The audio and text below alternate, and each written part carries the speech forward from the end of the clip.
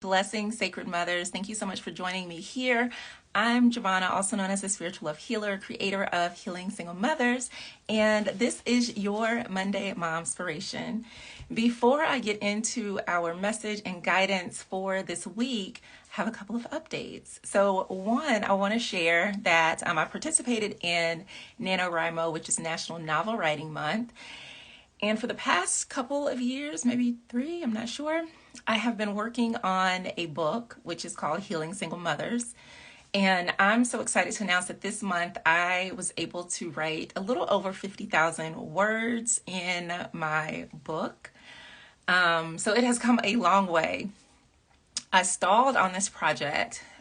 When I first started writing it, I lost a good chunk of what I wrote, and it was a very painful experience because, but after stepping away, taking time off, I was like, no, I need to finish this. And so I have been working on that book and breathing life back into the podcast for Healing Single Mothers and just all of the things, bringing them back on board and back into alignment. I don't know what this space is supposed to be, but I know that it is supposed to be. So I'm excited about that. The second thing is I did publish a new podcast episode, and it was kind of like an update. And I can share that link. It should be in the description or in the bio for my page. And actually, I do have a third thing, is I used to have a group, Healing Single Mothers, and I've decided that I am going to reopen that group. So be on the lookout for more information on that. I'm getting everything set up first, and then I will have a link in the description to invite you into this space. There is no cost to join this group. It's just going to be a place where I'm able to share, where we can connect and talk about things in a safe and sacred space. Initially, this group was on another social media platform, but that just did not feel good to me. I wanted to have it in a space that was my own, and a space where you would receive notifications and wouldn't feel overwhelmed with content or advertising and things like that. So that is coming. All the details will be in the link in my bio. So let's get into the Momspiration message for the week. I have my trusty We're Manifesting Goddess Affirmation cards, which I love using for all things related to the Divine Feminine, related to motherhood, self-love, all of those things. So these cards have kind of been adopted into being my go-to deck for these readings. So let's see what guidance there is coming up.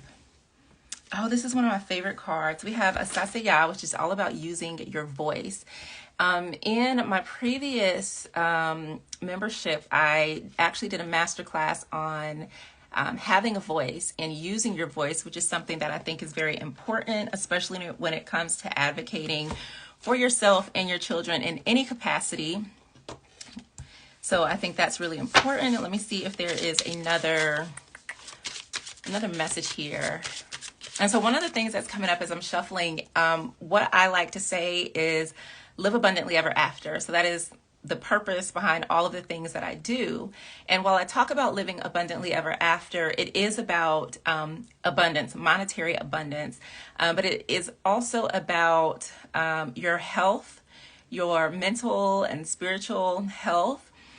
Because in order to overcome the things that you've experienced in life, the situations of lack, or having a lack mindset, or just being in situations where you were not valued or did not feel valued and things like that, you have to shift into an abundant mindset, and to knowing that there is more, and to knowing that you are worthy and deserving.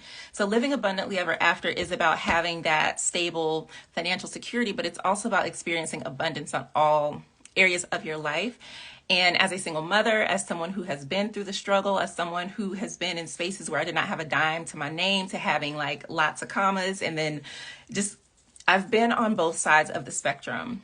And I never thought that I would overcome some of the things that I've experienced in my journey in life, not only as a mother, but just as a woman, being in toxic relationships, abusive relationships, dealing with depression and anxiety and post-traumatic stress disorder, and just all of these things. I never thought that, greetings, goddess. I never thought that I would be on the other side of that. And being where I am now, even, the challenges that I just faced in 2022, it's like coming on the other side of that has just been a miraculous thing. But I would not have gotten there had I not advocated for myself. And I think when I look at this card, this is it that resonates with our throat chakra. The throat chakra is about your voice. That's where your vocal box is located, but it's also manifestation. Have you heard, that saying, you speak things into existence? There's power, or life and death is in the tongue. What's another one? Be careful what you ask for because you might get it. Or, spelling is spelling. So the way that you are speaking about yourself, about your life, about your children, all of that plays into it. One of the things that one of my spiritual teachers said to me is that as a mother, what we say to our kids can either curse them or it can bless them. So if you think about if an adult in your life ever said that you were stupid, or that they said something to hurt your feelings, chances are somewhere in the back of your mind as a grown-ass woman, that voice is still there. You know it's not true, but you might still hear that. Or you might remember one day, like, just sitting around thinking like, damn, like, I can't believe my mama said that. Or, something like that. Or maybe it's something that you are saying to yourself. You know how powerful those words are. So as a mother, as someone entrusted to raise these little tiny lives, and this is something that I have to consciously be aware of, like my words and how I respond to my daughter, and also how I allow her to express herself. Because sometimes she comes on here with me, but not often. But Savvy talks like nonstop, and she does not have a quiet voice. I have a more quiet voice. I'm somewhat more of a quieter person, although there are times when I do like get amped up as well. But for the most part, a pretty good, like, even kilter. But Savvy is on 1,000 all the time, and for me that can be a lot. It can be a lot for me to take in. So I have to make sure that I have decompression time where when we're not together, I can just enjoy the silence.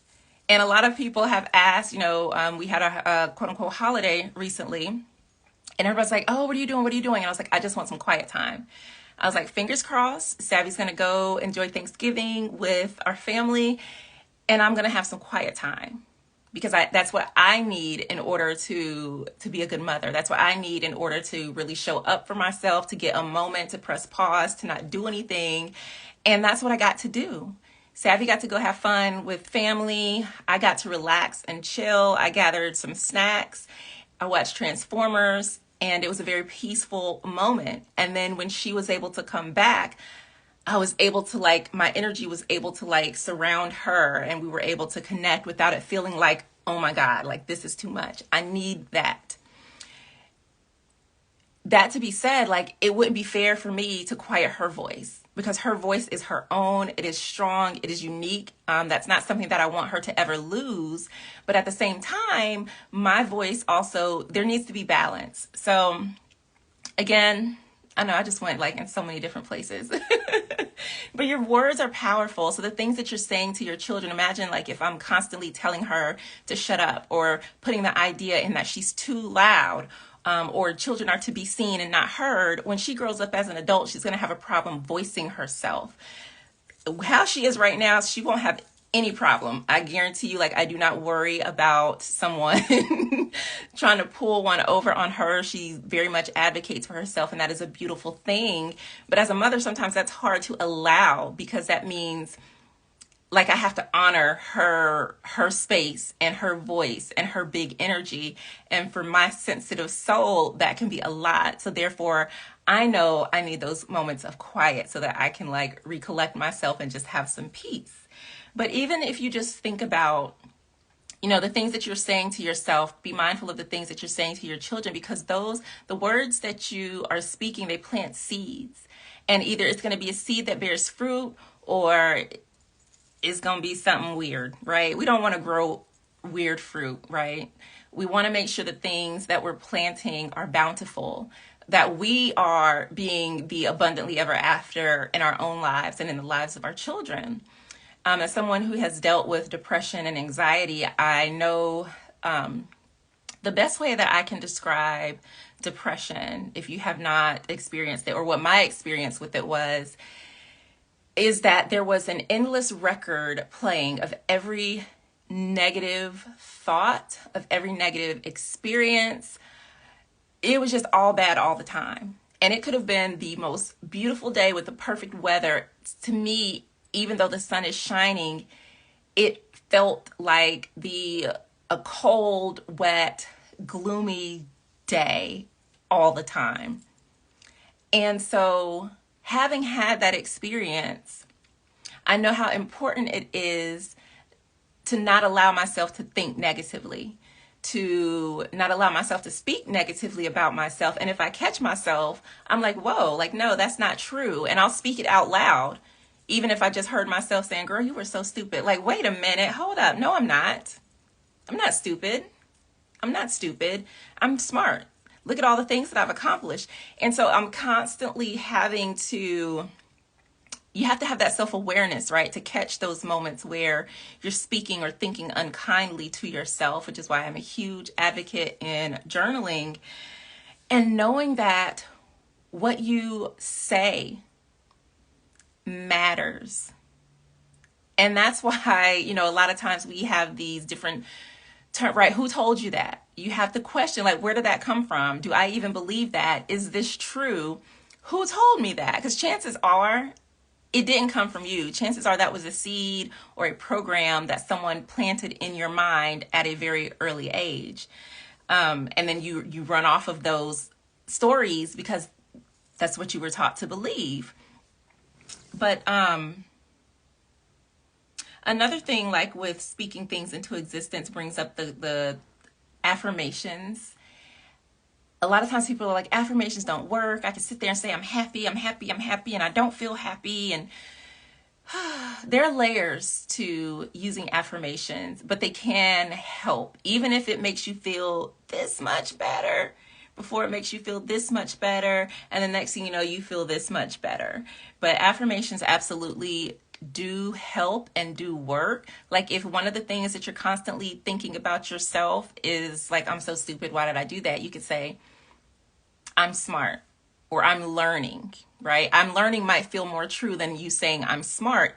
And with affirmations, it helps to recite things that feel true for you. So if you feel like you've been saying, I'm beautiful, I'm beautiful, I'm beautiful, but you don't believe it or you don't feel it, try something different. Like I struggled with horrible acne after getting pregnant with Savvy. I did not know that pregnancy acne was a thing. It was terrible. I forget what they call it. It was like hormonal or like cystic acne, but like my face was inflamed. It was itchy and I have a lot of scarring. So of course that doesn't make me feel my prettiest. But one of the things that I could say is that my skin is improving. My skin is improving. And then people tell me I'm pretty all the time. And I don't think that I'm ugly, but I'm just using that as an example of how find something that is true for you. So in those moments when I look at my face and I remember how I used to have beautiful, clear skin, I can say, well, I know that I'm working on my skincare. I'm improving my skincare every day. I'm taking time out to improve my skincare. Those are different things that you can affirm that feel true for you. So if it doesn't feel true for you, again, it's not going to help you because it has to be true to you, right? Your voice has power. If you're saying things that you don't believe are true, then where is the power in that? So you have to find something that aligns for you. And like even with Savvy, with her big voice, right? Notice I say big voice. I don't say you're loud. Or I say, can you turn it down a little bit? But I try not to say you're loud. I try not to say, oh my God, shut up. Because what would that plant in her mind? If I'm constantly telling her and she hears it from other places, so I don't want to be the one to add to that. And I just have to let her know, like, you have a very powerful voice. So sometimes your voice is this big and people, it might overwhelm people, or they may not be able to hear what you're saying. So what if we learn how to turn your voice down and, you know, talk at a different level? But I try not to say you're loud, because being loud is not a bad thing. Like we were just saying last night, like Savvy would make a great attorney, or someone who has to speak passionately about things. Like she would do phenomenal in that. So it's not about discounting your voice or discounting the sound or the volume of your voice. It's about how can you own it, right? How can you own it in a way that is right and feels good and true for you?